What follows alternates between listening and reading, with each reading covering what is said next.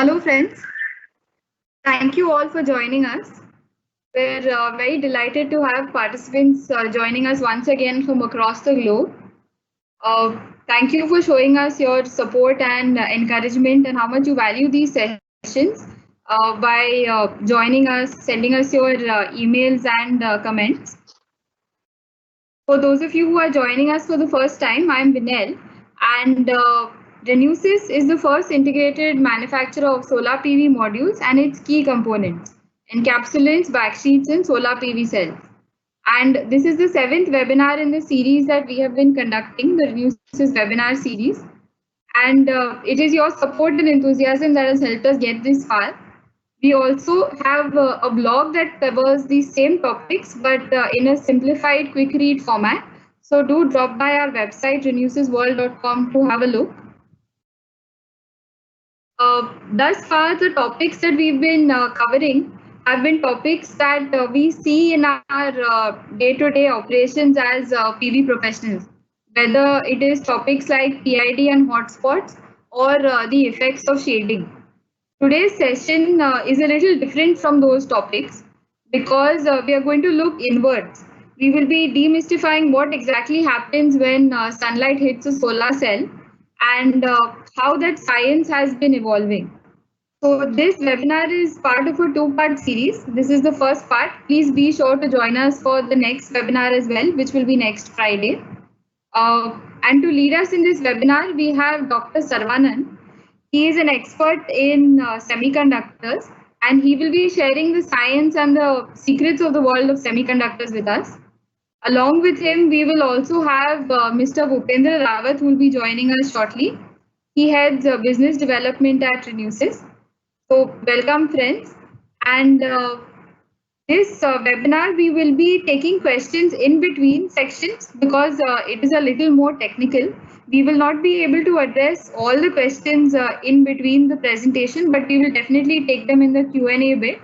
But a couple of questions between each section that we come across and that we find will help everybody understand the topic better will be addressed immediately. So please keep sharing your name followed by the question you have, and we'll get to it as early as possible. So we'll begin. I'll hand over to Dr. Sarvanan. Dr. Sarvanan, welcome. Yeah, thanks, Vinay. Thanks for the introduction. As Vinay mentioned, today we have a webinar on understanding solar. This has two sessions. Let us start with the first session. So, as Vinay mentioned, we are the first integrated manufacturer of solar PV modules and its key components such as encapsulants, backsheets, and solar PV. So, the layout of the first session goes like this. Let us start with an introduction on photovoltaic effects, followed by the energy bands, semiconductors, and PN junctions. Subsequently, we will go through the basics of solar cells so that we can move on further to silicon PV value chain, where we start and where it ends in silicon PV value chain. Though everyone knows about that, we just have a look at it, and we will slightly look at the standard aluminum GSF technology and all the process we are dealing, not in detail, which will be discussed in the next session. Finally, I summarize and this stop. And as Vinay said, we can put up a questions in between so that we can sort it out here and there. So first, let us start with an introduction. Photovoltaic effect. This photovoltaic effect has been initially studied by the Dr. Edmund Becquerel, who has presented the paper on an electric effects produced by the influence of sun rays to the French Academy of Science at his age of 19. What Becquerel did, Becquerel observed that there was a light-dependent voltage between two electrodes which was immersed in an electrolyte. The schematic of his experimental setup is in that side. The first silicon-based solar cell was demonstrated in the year 1941.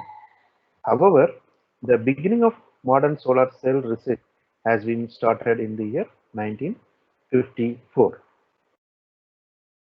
Well, when we before get into the details of the photovoltaic effect and solar cell studies, we will go through the few basic fundamentals like what are all the bands, energy bands.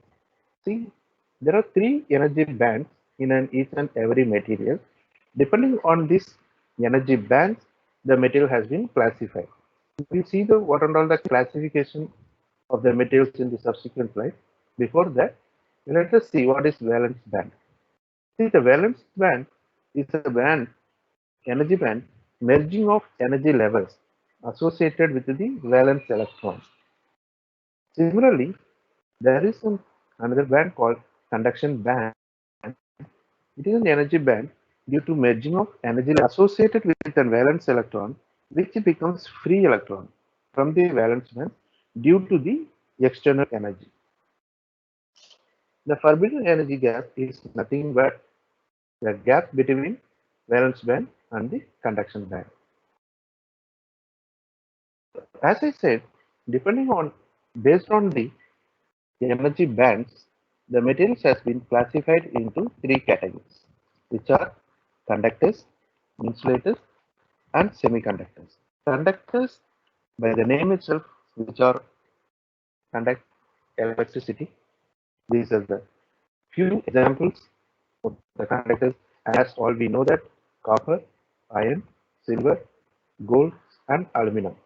Whereas insulator is nothing but it is a poor conductor. That means it won't conduct electricity. The best examples of insulators are rubber, ceramic, glass, and mica. Well, now in between these two, we have our own semiconductors. This will, in the name itself, it shows that it will conduct when it has been having some push. For example, push in the sense when we have some external energy. The basic materials of semiconductors are carbon, germanium, and silicon. And our PV cell fall under the category of semiconductors. So these are the major semiconductors which we don't need to go through in detail. However, we just have a look at these are the elemental semiconductors which fall on silicon, germanium, sulfur, and fourth group compound silicon, germanium, and silicon carbide. And similarly, we have binary, ternary, and quaternary.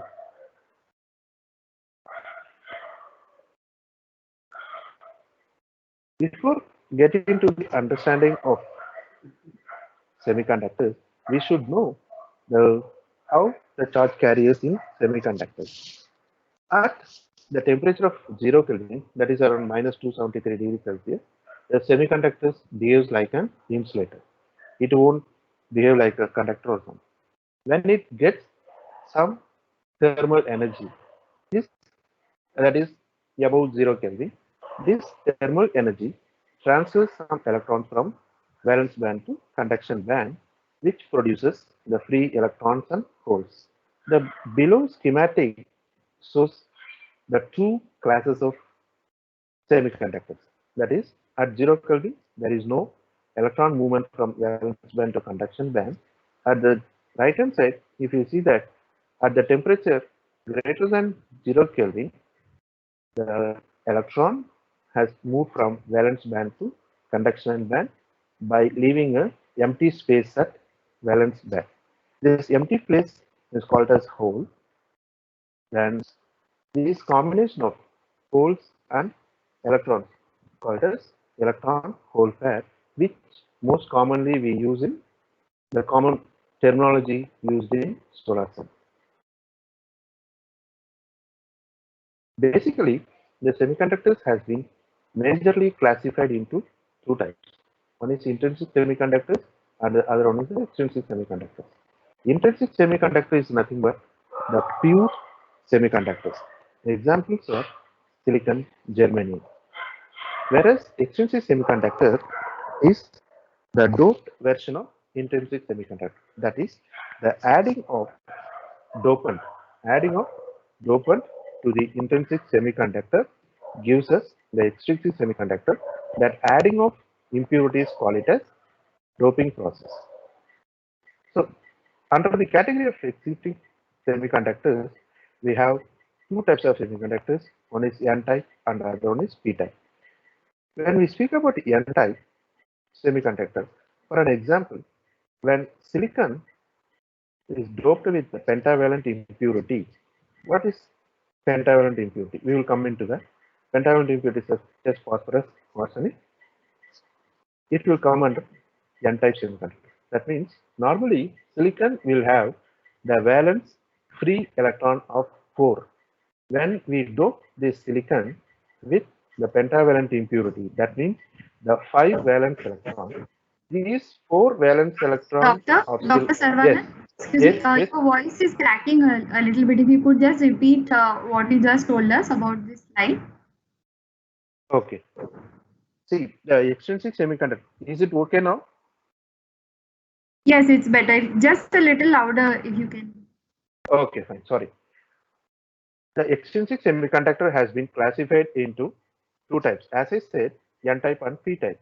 When the silicon will be doped with the pentavalent impurity of phosphorus or arsenic, it will come under the category of N-type semiconductor. What does it mean?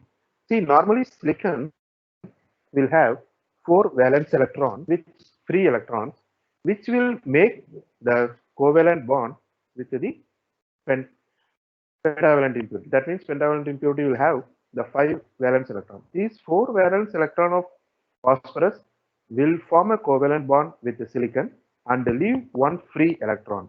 That will take the responsibility of charge transport in N-type semiconductors. Similarly, P-type semiconductor is the trivalent impurity. It is nothing but the valence electron of 3 will make a covalent bond with silicon and leave hole as the charge transport carrier. So then it will come under the factor P-type semiconductors. This schematic will show clearly the N-type and P-type semiconductor. As I said, when the pentavalent impurities added with the silicon, which leaves the free electron, and that free electron is responsible for the conductivity, and hence the electrons are the majority carriers in N-type semiconductor. Similarly, for P-type semiconductor, the holes are the majority carriers. Normally, PV cells are made out of silicon, gallium arsenide, copper indium diselenide, and cadmium telluride, etc. The semiconductor tables, whatever we have seen, from those elements we have made the PV cell. The common denominator of PV cell is a PN junction. So in order to understand the PN junction, we will go through the schematic of this one. The P-type and N-type semiconductors join together and make a PN junction. What will happen in a P-type material, the majority carriers of holes and the N-type majority carriers of electrons will move across, migrate from P-type to N-type. And these semiconductors of P-type and N-type make a PN junction. These electrons and holes migrate across the junction. Then the depletion region will be formed. A potential difference is developed across the depletion region. The movement of charge carriers across the junction leaves the layer of charge carriers. This is called as depletion region. In the depletion region, the equal number of impurity atoms are involved in each side of the junction. And the complete schematic of the PN junction is as shown here. Well, when we speak about the semiconductors, always the silicon plays the predominant role in semiconductor. It starts from the semiconductor tree like IC chips and diodes everywhere. In the same way, silicon plays the major role in solar cells also. This is because silicon is the second most abundant element in the Earth's crust. Similarly, it is the seventh most abundant element in the universe. This purity of silicon depends on the process determines the purity of silicon. For example, in what way we are preparing. This is the schematic of operation of solar cells. There are major three physical mechanisms. The first one is the absorption and that absorption of sunlight and the transport of electron. And the third one is collection of external current. We will see in detail in the subsequent slides about the operation of solar cells. What is solar cells basically? Everyone knows that the solar cell is nothing but converts the light energy into electrical energy in the basic mechanism of photovoltaic effect. Photovoltaic effect is nothing but the development of electric voltage when the light falls on the system. So the schematic of a solar cell is as shown below. The operation of solar cell. The left hand side, you can see the animation. When the solar cell is exposed to sunlight, photons hit the valence electron, which breaks the bonds and push the valence electron to the conduction band. The specially made metal contacts collect conduction band electron and derives to the external circuit. The electrons lose their energy when connected across the load in an external circuit, and it restored back to the solar cell by the return loop circuit via the secondary contact. The electron what reaches back to the solar cell will be of the same energy that what it started with.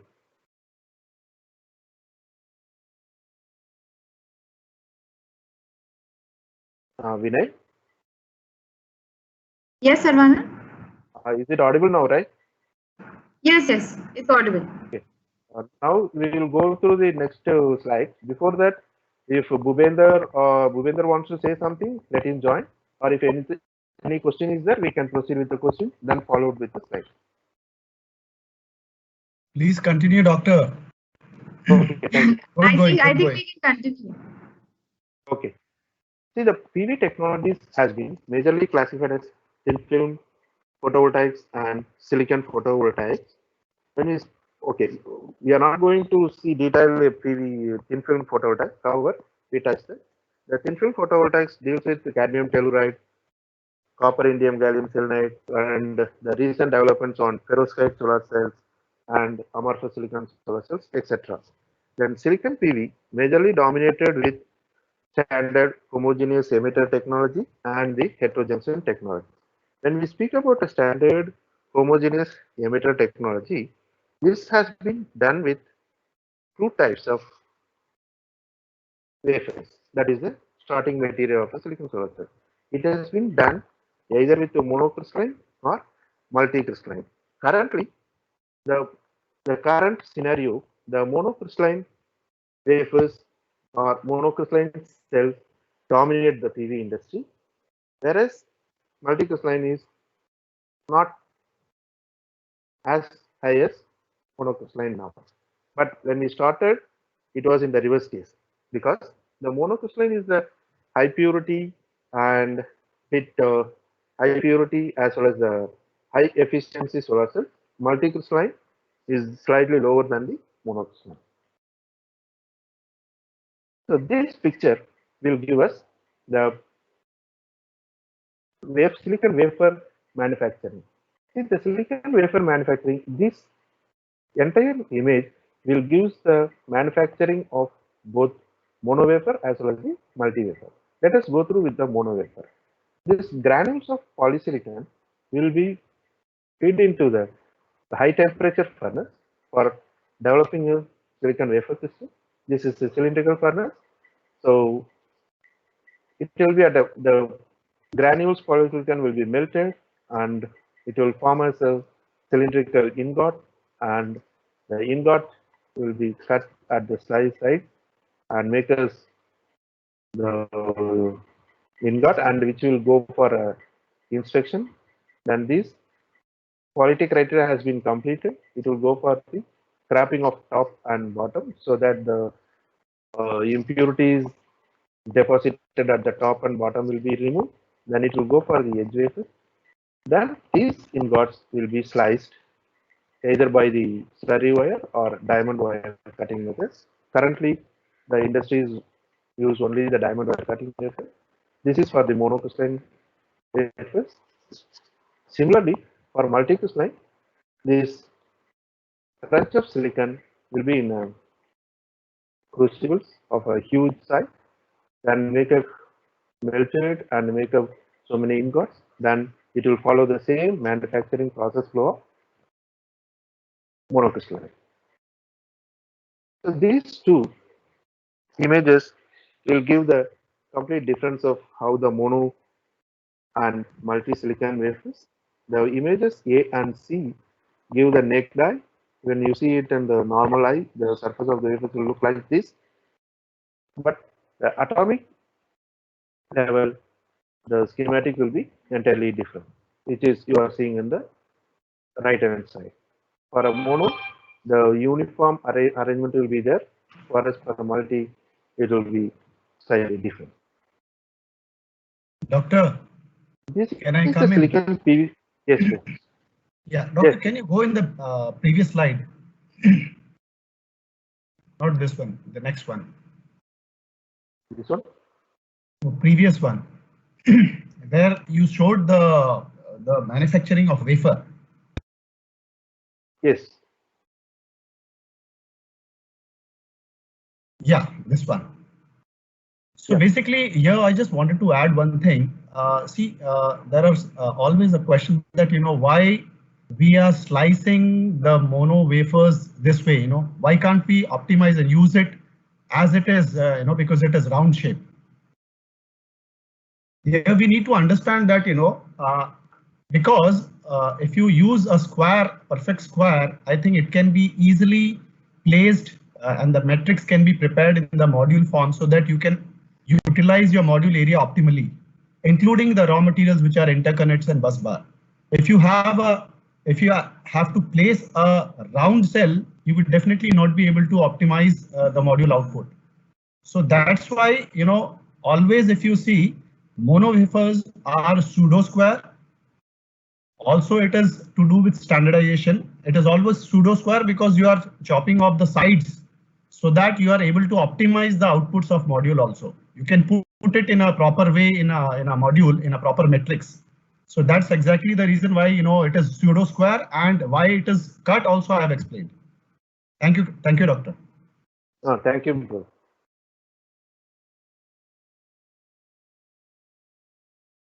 This picture will give us the silicon PV value chain where we start. The silica, it starts with silica and end with system with a series of steps.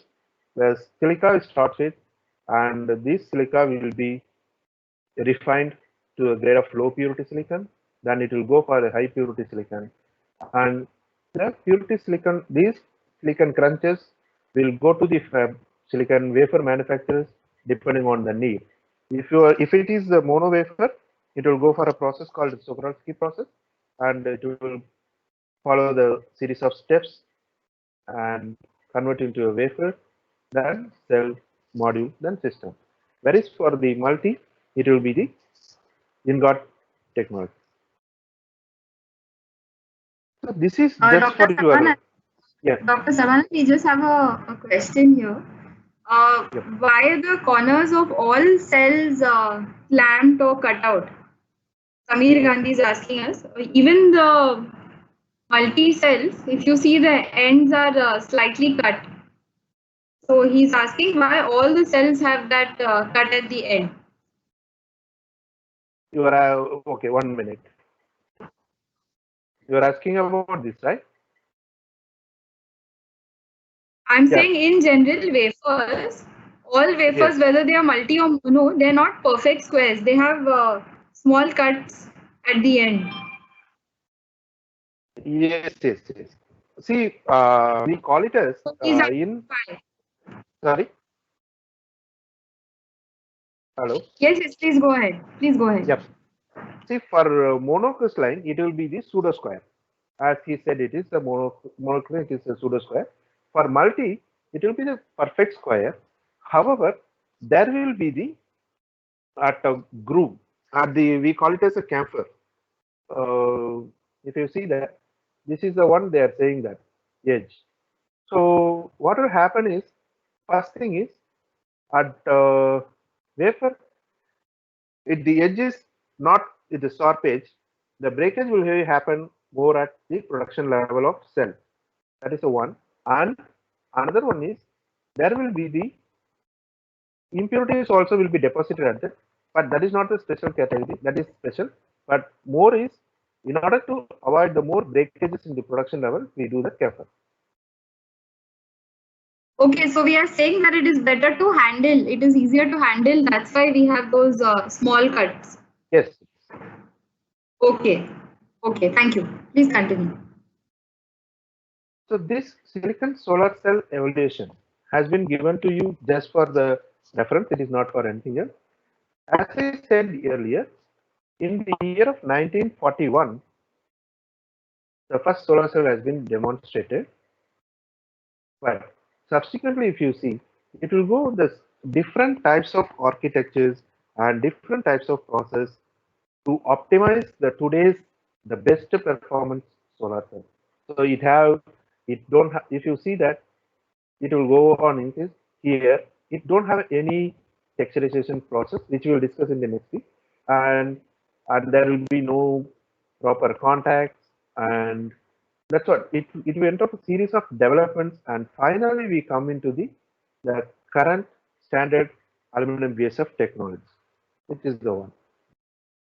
And with based on the standard aluminum BSF technology, we further improved with the advanced technologies. These are the different types of technologies they used: PERT cell, and the TOPCon, this one, and this is the bifacial, and this is the IBC set, and this is the heterojunction cell. But this is entirely different. This is a nickel copper plating cell. This has been done for some specific purpose, which is not much in production, however. This is the standard aluminum BSF technology. So where we start with the P-type wafer, and it will go with a series of steps for saw damage removal and surface fixation, and for doping. That is nothing but making a PN junction and surface cleaning and improving the performance of solar, improving the performance by creating an anti-reflective coating and collecting the charge carriers by making a contact printing. Then finally, the cells will be tested. Now, see, this is a roadmap of wafer size. The solar cell, basically the solar cell wafers start with the high grade silicon wafers of 4-inch circle, that which we use for the semiconductor industry. Then from there it has been moved to the 5-inch 125 by 125 mm, then moved to the 156, then 156.75, now then 157, 158.75, then 150, 61.7, 166, so 2, 1 and above. So this is start like a different size of wafer size, 156.7.5 and 158 full square mono cell, and M4, that is a 161.7, and again 161.7 with different diagonal line, and 166 pseudo square mono cell. Finally, this is the entire PV technology, which deals with thin film and the silicon PV. So we have discussed still here, and now what we'll do is we will have the process and technology of each and every cell, started with the standard aluminum BSF technology and the new technologies in PV cells like PER, HJT, IBC, TOPCon. So the process and technology and the pros and cons of these technologies will be discussed in detail in the next session. Thank you. Thank you. Thank you, Saravanan. We have a couple of questions that have come in. One of the first questions that we received was if there is any other development happening in terms of material other than silicon for solar PV cells. Yes. See, in silicon PV technologies, almost 85% of technology completed with dominated with the silicon, remaining 15 only with thin film technology. So the cadmium telluride and the copper indium gallium selenide, these are the major players in thin film cells and solar cells. Perovskite plays a role, but not in the significant level, and it is in R&D. Okay. Okay. So according, if you had to give your opinion, comparing price and output, according to you, which would be the best technology as per performance and going forward, higher efficiencies that people are looking for? Which material you think will continue to be the choice material for solar PV cells? See, the choice of for silicon PV material, silicon plays the major role. That is the reason the size of see there will be a development in silicon material wafer sizes, not in the development of alternate material. If you see for the past few years, the development in silicon has been developed very fast, and in fact now the wafer size has been further improved. So silicon is the best choice.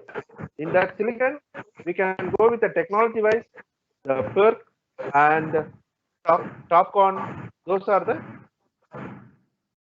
important and significant technologies. Okay.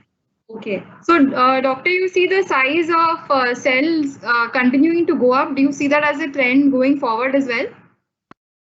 Yes, it is. See, as of now, the silicon solar industry dominates with the wafer size of 156.75 and 158.75.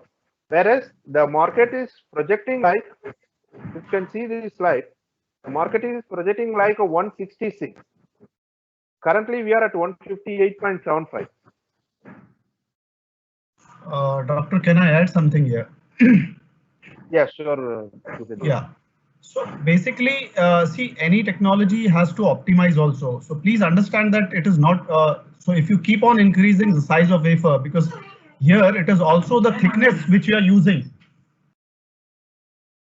So if you keep on increasing the size of wafer, and keeping the thickness similar, I think it actually calls for change in your handling methodology, change in your equipments for tabbing, stringing, everything as well.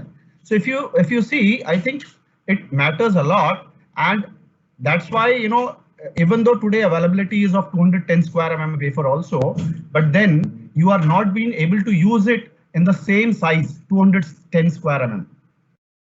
I think the one which we are referring 210 is the Trina module, but that is not used with the full size. It is actually 1/3 they are using, so that they are already cutting it and the tapping stringing, and it is not in the original same form, 8-inch form.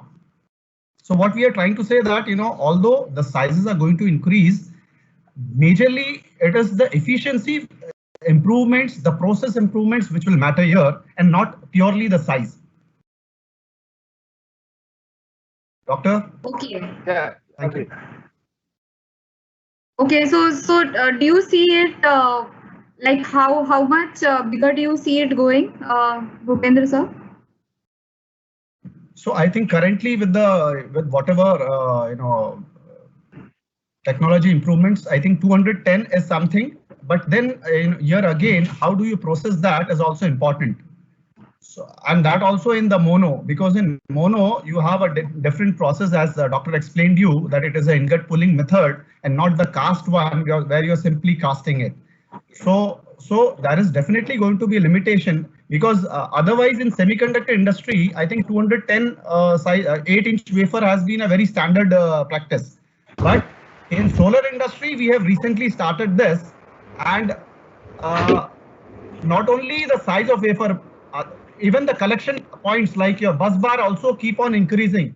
I think the Strina 210 square mm cells will have almost 12 bus bars. 9 to 12 bus bars they have.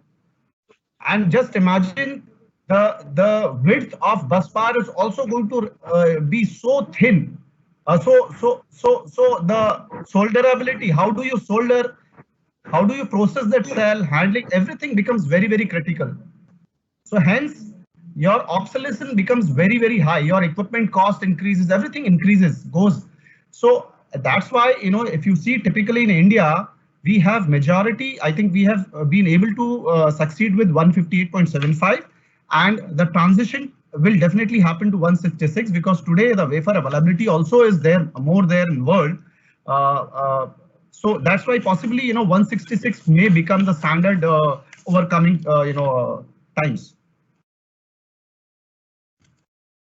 Okay, and I would just like to bring Sandeep in as well. Sandeep leads the reliability lab here at Renewsys. Sandeep, we have a couple of questions coming in on what are the disadvantages in the long term if look at increasing cell sizes. Vinal, actually, your voice got broken in between. What was it? Yes, I'll just repeat quickly. We would like to know what are the disadvantages of these increasing cell sizes from the module perspective? I mean, see, the difficulty part would be the weight actually, because as the size increases, the size of the module increases, and moreover, actually, our systems are designed for particular voltage ranges. Okay, the voltage, even the size of the wafer is increasing, the voltage is going to remain same, and it is only current which is increasing. So the number of modules are going to remain the same in a string, but the amount of weight because of the increase in size is like right now they are around 20 kgs. If you go to 166, module is expected to be beyond 30 kgs, and if you go to 210, then it might be further more. So this weight increase is the problem what I see, but from reliability point of view or performance point of view, I don't see a major difference. Okay, and, thanks. And to add to Yes. what Bhupender said, 166 is very fast, and wafers are going to become thinner. Okay, wafers are already at cells are already at 170, 175 now. They're going to further go down. Maybe by 2022, it would be around 150 microns. Okay. So we have Abhay who's been asking us about thin film. He wants a sort of understanding of thin film versus standard silicon modules. So I'm throwing it open to all three of you. Anyone can just jump in and answer him. What is that? Sorry. The comparison between thin film and silicon, standard silicon solar panels. Okay. So you are asking which is more reliable or what? Which is preferred. Hello. And why they have why thin film doesn't have as big a market share as standard panels? No, your voice is breaking, Vinay. Sorry. Vinay, I'll answer. Vinay. Hello. Yes, please. Hello? Sandeep, yes, please. Go ahead. See, why thin film does not have market share equivalent to multi or a polycrystalline is basically because the efficiencies for amorphous silicon are lower. First point. Second point, the manufacturing is not as simple as that for module making. Third point is the lifetime of thin film panels is much low compared to the reliability point of view is low compared to that of crystalline silicon. Okay. These are the reasons. Okay, because efficiency of these silicon means crystalline silicon is around right now is around 18% kind of stuff for a module as well. But whereas if you go to thin film, right? Thin film, amorphous thin film. They are around 14, 13, 15% kind of range. So that's one of the reasons people would prefer using crystalline technology. And the price bracket difference, actually initially because of the less amount of silicon, people thought amorphous would be cheaper. But now the crystalline has become so cheap that there won't be any price margin advantage also. Okay. Thanks, Sandeep. Dr. Saravanan, I have a question for you here. Many manufacturers are making mono. This participant is asking us, many manufacturers are making mono modules. And what is your view on the performance of mono cells versus multi cells in Indian climatic conditions? See, there is no much difference on the climatic condition, especially on the silicon solar cells, whether it is mono or multi. In the climatic wise, it is a proven technology, whether it is mono or multi, it will be the good and reliable module. That is the reason. And only thing is, mono is better than the multi in the efficiency wise. That is the reason most of the manufacturers are going with the mono. Okay, thanks. Another question from Yugesh here. Between diamond cutting and slurry cutting, which is better for wafer manufacturing? For wafer manufacturing, diamond wire cutting is the best option. That is because the material loss, while you are slicing the wafer, will be less in the diamond wire, and the surface defect with the diamond wire is very less compared to the slurry wire. Okay. Hello? Okay. Yes. So we have another question here on how can people who are buying solar cells tell if the cell is a good quality cell or not? What should they do to identify the quality of a cell? That is the first part. And the second is what are the criteria they should evaluate when choosing cells? See, this is it's a direct and straight away answer. People should go with the performance. That is the efficiency wise, and efficiency wise they have to go, and they should have the if as a model manufacturers, when we go for buying a cell, first they have to see with the performance of the solar cell, that is the electrical parameters wise, and then the second quality wise, like what is the yield out of that. For example, when we are running in the module line, what is the better perform production wise, it will be there. So those things they have to take it up. Okay, thanks. This is another question that has come up. Whether we see a trend going forward, moving towards HJT or some other technology from the standard technology that is the mainstay currently. What are your opinions? Yeah, it is. See, the standard aluminum BSF technology is almost hitting their performance level. The maximum efficiency what we can get with the standard aluminum BSF technology per metro is. So it is the manufacturers always will go with the alternate technologies which gives the better performance, whether it is with HJT or with the PERC cell or PERT or TOPCon. Okay, would anybody else like to add to this? Yeah, Vinal, see, right now, even the year 2019 or 2020, BSF has already lost its share as the major player. Okay, now it is dominated by PERC. Okay, and PERC is expected to be there, and P-type PERC is expected to be there for quite a long time. Sandeep, sorry to interrupt you. There's a little background sound actually. Just a moment. Yes.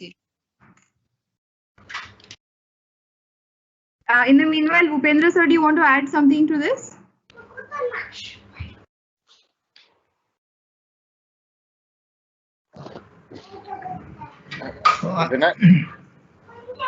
Carry on, carry on. Yeah, Vinal, is it still there or is it better now? It's okay now. Yeah. Okay.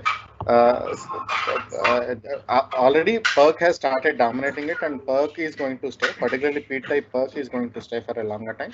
Whether it is going to passivated contacts, basically, whether it is TOPCon or normal PERC, that is difficult to say, but mostly it would be normal PERC. By maybe around 2026 time frame or 2025 time frame, N-type TOPCons might dominate. But P-type PERC is going to be there, and it is going to be mono. Okay. Okay. Thanks. Dr. Saravanan, we have a question on module on cell efficiency and module efficiency from one of the participants. He's asking why do the same configuration, same 72 cell panels have different output? If you could just quickly explain the concept of efficiency here. Sorry, I couldn't get it. Sorry, come again. Cell efficiency, we have a question on that front. How is it that the same dimension module with the same number of cells has different output? That is a question that has come in. So if you could quickly take us through cell efficiency. See, normally those, hello. Yes, yes. Yes, Dr. Pai here. I think what she's asking is you need to a little bit cover on the cell spectrum, because when you're making cell, you're not getting a cell of only one efficiency, you are getting a distribution. And yes, based on the distribution, cell has got a different output. So based upon that, the model output is going to vary. So maybe if you could give the people basically a feel is why there is a cell distribution and efficiency distribution, and not you don't have only have a single efficiency. Yes, sir. I will do that. Thank you, sir. See, though we are starting with the silicon wafer is the starting material, but as I said, in the silicon wafer manufacturing, the ingots will be sliced into a wafer into different number of wafers. In that, those wafers come into for our production. It is not necessary that all the wafers will have the same doping concentration. See, basically, the ingot, the top and bottom ingot, the doping impurities level will be entirely different compared to the middle portion.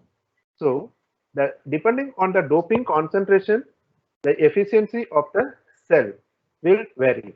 Though we optimize the process for getting the better performance out of the wafers, the efficiency will range from certain range. It will maybe, for example, 18.4 plus or minus 0.1%. So the range is 18.3 to 18.5.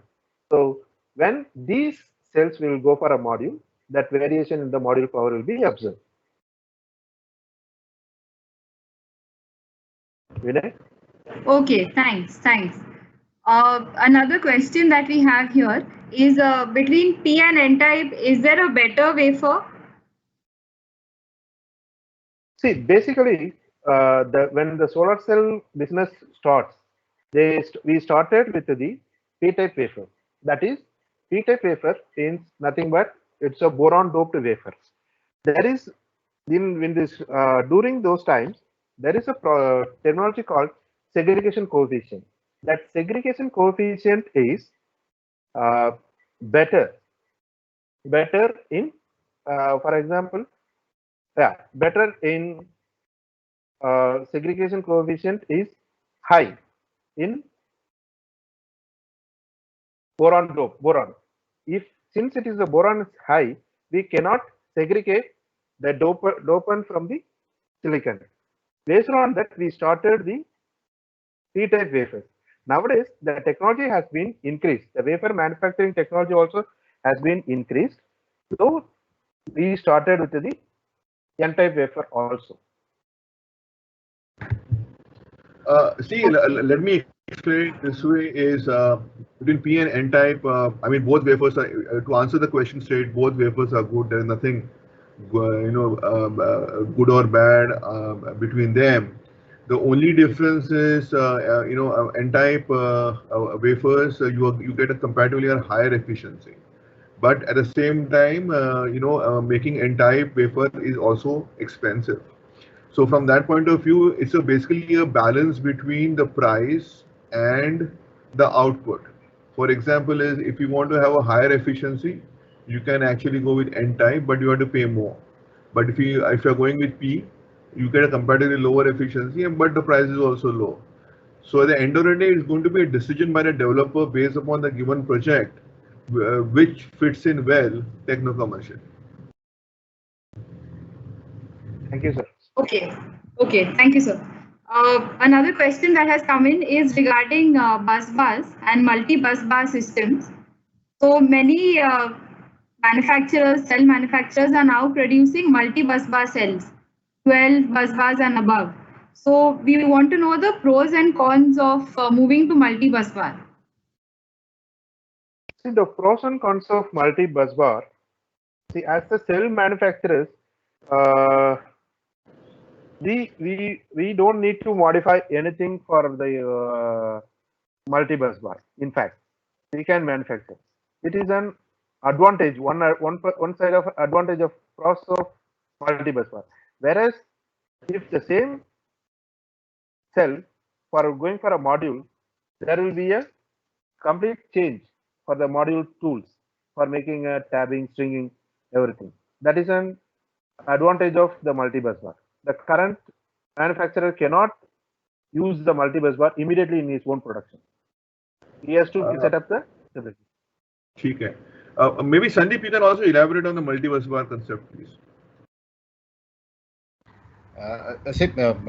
From the difficulty point of view, as what Sarnan said, is there is no problem for cell manufacturers, and there is no problem for installers as well. It would be difficult for us like module manufacturers, where these alignments of ribbon, it would be difficult.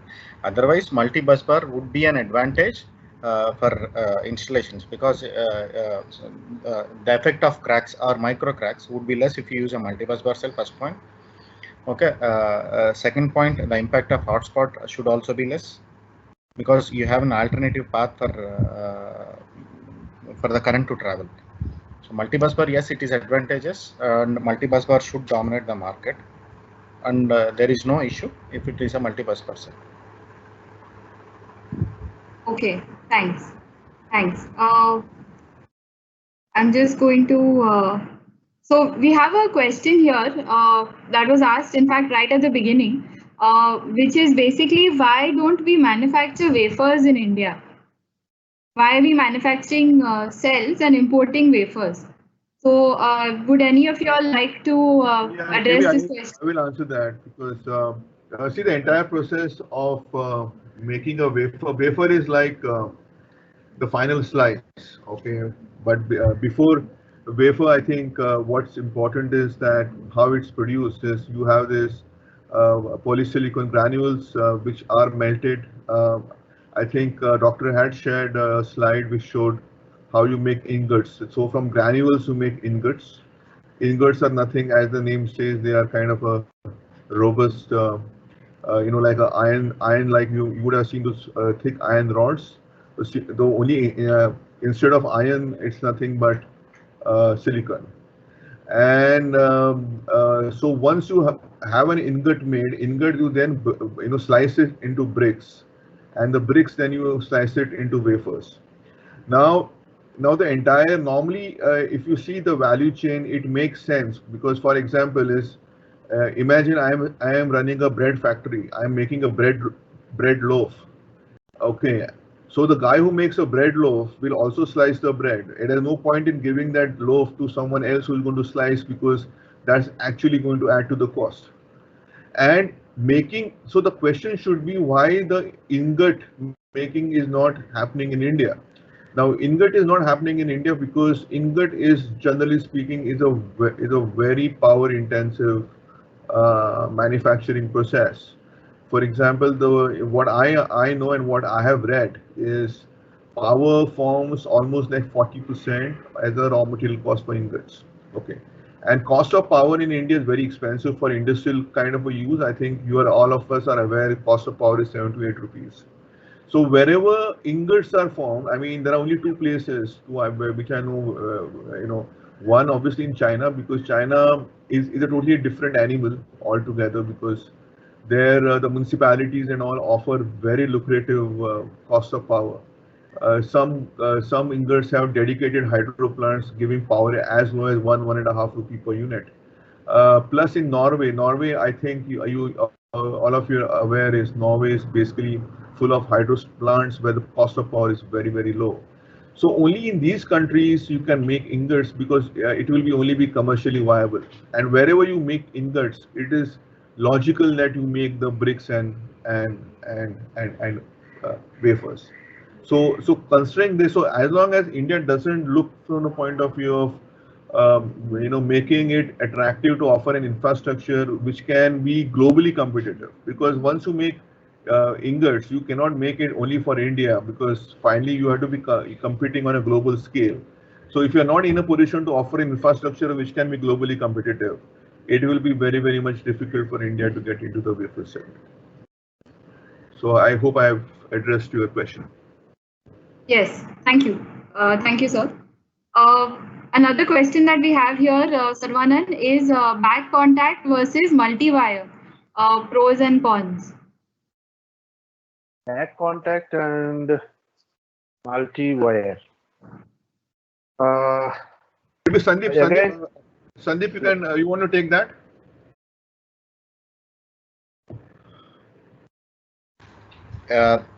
Back contact versus multi-wire, actually both of them are entirely different. Back contact, the junction is also on the back side. Okay, there are no grid lines, there are nothing on the front side, so that the amount of active area, unshaded region, is very high, so higher efficiencies. But on the other hand, it's very difficult for the cell manufacturing as well as the module manufacturing. But on if you take multi-wire, it is very much similar to the conventional cells what we have been seeing since the past 15-20 years.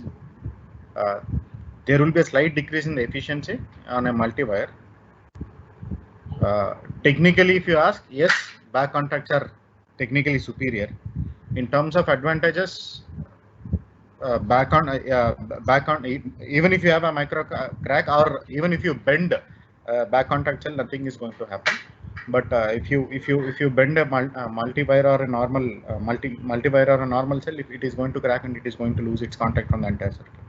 Technically, yes, back contact is superior, but the difficulty in terms of manufacturing is very, very high. And it has to be, if you take a back contact, right, generally it has to be an N-type wafer. It would be very expensive also, because since the junction is on the back side, the amount, the distance the carriers have to travel increases. That's why generally people use N-type wafers, and availability of N-type wafers itself is a concern. So all these factors put together, preference would be given to P-type multi-wire. But yes, technically back contact is superior. Okay, thank you. Thank you. Another question that we have related to modules here is basically, how is the efficiency of cells and modules classified in terms of the mechanism or the process? That is the question that our participant is asking. How do we get to the efficiency of the cell or the module?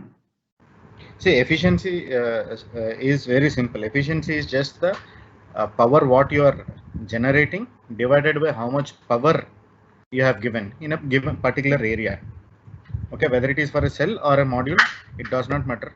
How much I got from how much I have given in a given area is what efficiency is. Okay, generally, if you look into a module efficiency, it is always lower than the cell efficiency. One of the reason is, if you take a cell, right, the entire area of the cell is active, and if you take a module, there will be gaps between cells from one cell to one cell, from one string to one string, and at the edges. So these are inactive, so they won't generate. This is one of the reasons why module efficiency is always lower. Adding to it, we are connecting the cells in a module, right? Adding resistance. So because of that, so the way we look at efficiency, it is same for both cell and module. Just that module will always have a lower efficiency compared to a cell, because the inactive area in a module is more compared to a cell where it does not have any inactive area. Okay, maybe just to elaborate, just to give the participants an idea, is the basic assumption out here, and Sandeep, you correct me because I am not Yes, sir. technically Yes, sir. that wise, but just to make it a little bit simpler for the audience to understand, um, is see in an area of 1 meter square, if light falls, it's the assumption is that the energy content is about 1000 watts, right? Now, normally 72 cell, for example, the modules which are now available in the market with the 157 millimeter by 157 millimeter size of the cell, the area of the module is about close to 2 meters square. So that means what you are assuming is that is say for 2000 watts is actually falling on the panel, but you are getting an output of say 300 watts. So that means the efficiency automatically becomes 300 divided by 2000. That's 15%. Suppose in the same space you are in a position to give through a mono perk say 380 watts. So it will be 380 divided by 2000. So that will be say 19%. So I think this is the kind of a calculation. So it is the same calculation whether you take it for cell or you take it for module. It will be for module, as Sandeep said, they will the entire area, frame to frame area will be taken into account. For a cell, only the cell size will be taken into account. So obviously speaking, the module efficiency will always be lower than cell because there will be a lot of inactive area in a module, which is not the case in cells. So the idea of I mean, and that's one of the reasons. Sorry to digress, because there was a question in between on 210 cells and whether it's good or bad. See, the point is the technology has more or less come to a saturation, because of which for enhancing the output of a module, people have gone for bigger cell size. But then if you really look at the module efficiency, you will see there's no change. So what's happened is you are getting a higher output, but you are actually increasing the module size also. So what it tells you is that it doesn't improve the efficiency as far as the land is concerned. That means in a given piece of land, whether you are using 157 cells or you are using 210 or 166 cells, you will be in a position to get the same amount of power. The only difference is that because number of panels have come down, the number of structures are going to come down. So so maybe on that there might be a little bit savings on the BOS, but on overall power output basis, there is not much difference. There might be some marginal difference here and there. So Sandeep, just correct me if I have gone wrong somewhere. No, it was what it is. You were right. Okay, thanks. Just to add to that, if you all could just elaborate on what is the equivalent of, say, a flash test for cells? Is it similar? What is the mechanism that we use to get to the efficiency, the label efficiency of the cell?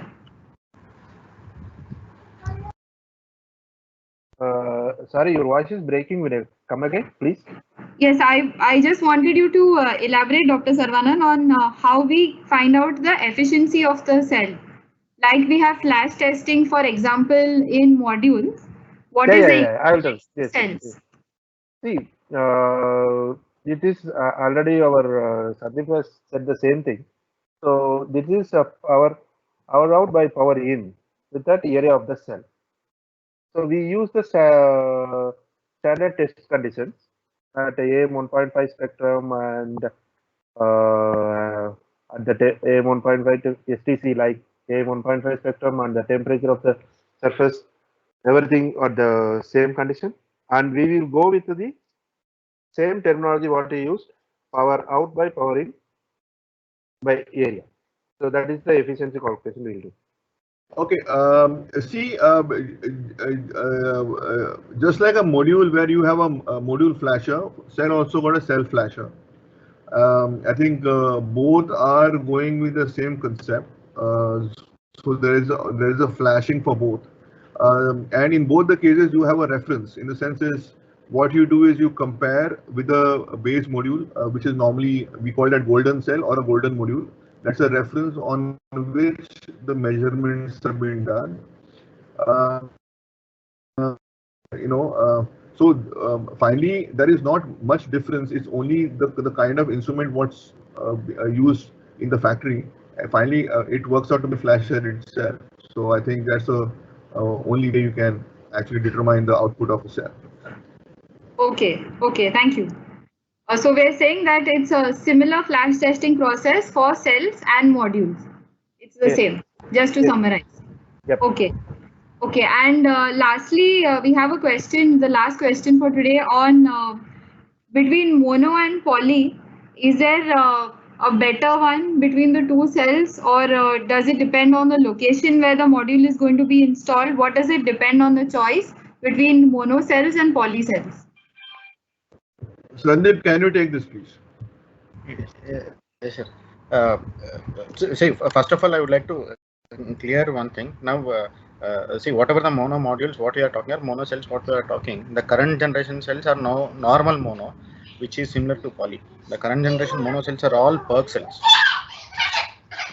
Okay, all PERC cells are having a better temperature coefficients, better efficiencies. So, irrespective of the location, from the generation point of view, if you do simulations using softwares like PVSys or PVSol, you will see mono PERC modules performing slightly better compared to a poly module. So Sandeep, it is not important mono or poly. You are trying to say PERC is important. So yes. Whether it's poly PERC or mono PERC, as long as you are using a PERC technology, it has got a better temperature coefficient. Yes. Temperature coefficient. Yes. Fine. Okay. And poly PERC, there are not many options, and it is quite expensive. So commercially, mono PERC automatically then picks up. Yeah, actually, poly PERC, I was looking into details. Actually, poly PERC is almost gone or non-existing. Actually, right. So PERC is better rather than mono, or poly PERC is better than. Yeah, that is the reason. Actually, no normal mono is there. Generally, we call it as vanilla process. No vanilla mono is there. You see vanilla multi, but you won't see vanilla mono. It is only PERC which is there. Perfect. Okay. A quick follow-up to that question is whether is it true that the degradation of PERC modules is higher because of LETID? Vinal, I'll be very honest in admitting that LETID is a very, very new concept. Exact root cause, why is it happening, why the details are not clear, because few of the studies say yes, LETID is very means degrading the modules very much around 8 to 10%. But at the same time, few studies show after few years again it is coming back. Means like, okay, the degradation has happened to 8 to 10%, but again it is dropping back and is stabilizing at the same as LID. But one more thing, what we have seen is cell manufacturers who are making these PERC cells means they are already taking care of this with different processes. But honestly speaking, from my side, I don't exactly know. But yes, the degradations are high, which have been taken care by the cell manufacturers themselves. Sarnan can add on it if at all. I agree with you, Sandeep. Okay. Can you all quickly tell us what is LETID for those of us who are not aware? Someone want to take it? You just proceed with this, Sandeep. See, the full form is light elevated temperature induced degradation, LETID. Okay, when light is there, when the temperature slightly increase because of the operation of a solar cell, the degradation of power. Earlier in solar industry, we talk about light induced degradation, right? That when light falls, the unfilled bonds, the dangling bonds which get satisfied, because of which there is an initial degradation in the power, maybe around, that's why we say first year it would be around 2.5%. So similarly, in PERC cells, due to the increase of temperature, when light is falling onto a module, there is a degradation, and which is much more than LED, which is around 8 to 10%. Is But what are the factors which are critically impacting this degradation? No clear understanding at this point of time. Okay, okay, thanks. And while we are going to cover this in the next session at length, we have a question here on what are the upcoming technologies, cell technologies. So if one of you all could quickly just tell us what the new upcoming technologies are that we'll be covering in the next session. Sharon, please. Yeah. See, thanks, Adi. See, we will start up in the next session. We start with the basic aluminum BSF technology. Subsequently, we will go through with the advanced technologies like PERC, PERT, PEARL, and TOPCon, and IBC, and we will go through the HJT also. Basically, we will go through entire silicon-based advanced technology. Everything will be covered, and the pros and cons of each and every technology will be discussed in detail. Both maybe we can slightly touch up with the module perspective also. Okay, thank you. Thank you so much, Dr. Saravanan. Thank you so much, Sandeep, Mr. Bhupendra Rawat, and Mr. Nandakumar Pai. Thank you so much. Mr. Pai, is there anything that you would like to say before we close the forum? No, I mean, sorry, because I got in a little late. I got somewhere engaged in some other session. First of all, I would like to thank all of you for attending the session today. I think we're just trying to utilize this time in order to share knowledge. We hope you find these sessions useful, and will be more than glad to have your feedback. So wherever areas you find that you would like us to focus more, for example, we didn't want, because cell is technically a very I mean, it's a very technical subject.